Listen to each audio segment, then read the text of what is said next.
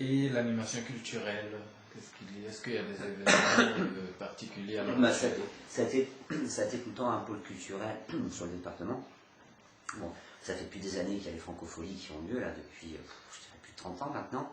Donc même si c'était un petit festival, mais qui a grossi d'année en année, ça reste un des événements, un des festivals majeurs l'été en France.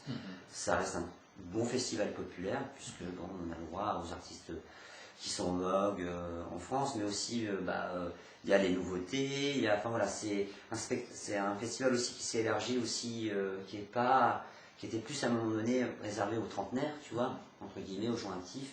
Mais là, c'est un festival qui s'est élargi depuis 5-6 ans, qui s'est élargi, qui a une différents types de programmation. Ça peut aller de la pop rock à des trucs très très énervés, ou à des choses de découverte de chansons françaises, des artistes internationaux.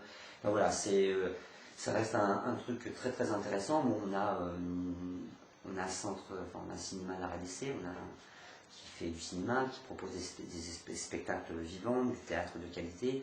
C'est une scène nationale, donc il y a pas mal d'associations qui organisent des événementiels culturels, de danse, de théâtre.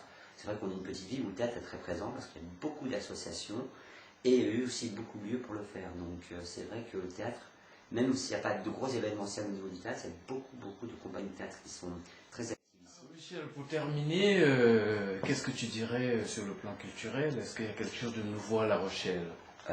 Oui, il y a pas mal de choses de nouveau là, ces derniers temps.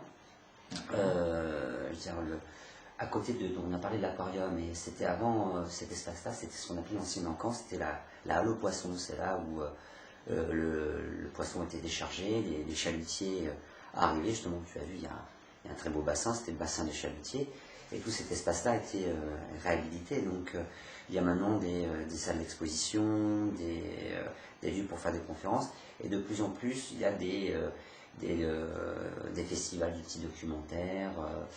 Donc c'est tout le temps tourné sur l'image, ça c'est drôle.